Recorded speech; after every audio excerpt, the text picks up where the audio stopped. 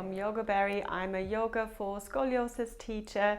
I also run a Facebook group called Yoga for Scoliosis Community, which you're more than welcome to join if you or one of your loved ones suffer from scoliosis and you want to learn a little bit more and want to be inspired, be motivated by all of the lovely people who are in this group. So today we're going to talk about back bends. I've had quite a few questions about back bends.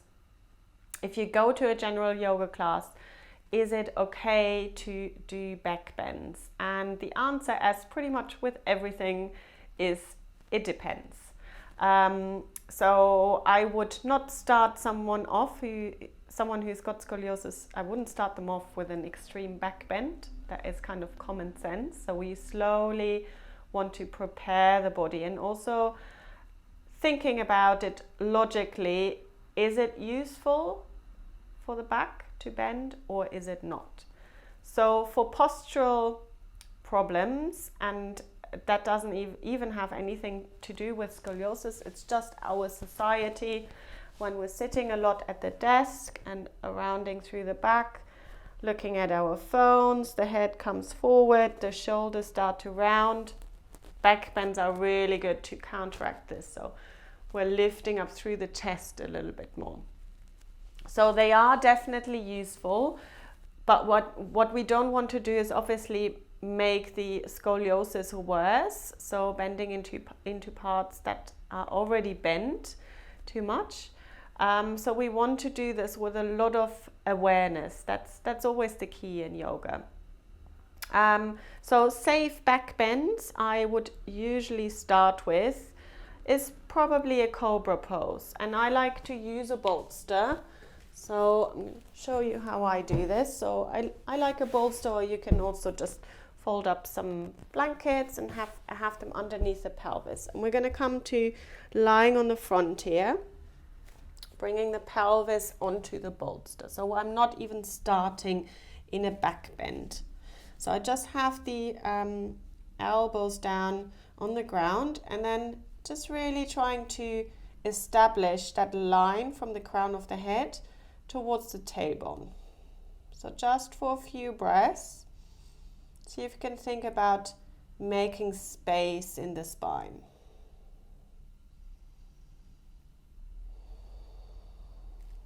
And then you can slowly start to press into the hands and just kind of explore coming up a little bit higher. So what it does to be on the bolsters is protects the lower back, so we're not compressing the lower back too much. So for me, if I come up too high, if I come up to here, I will feel some pinching going on in the lower back. So that means that the front of the body probably doesn't have enough support, or I have simply come up too high. So you come down slightly lower, start to bring a little bit more focus to the front of the body. So activating the abdominal muscles a little bit more. And then again, maybe coming up a little bit higher, lifting through the crown of the head and through the tailbone. And then slowly coming down. And that might be enough for your first back bend. So this is just an example of how you can work with back bends for scoliosis. It's all about awareness. It's not so much about what exactly you practice.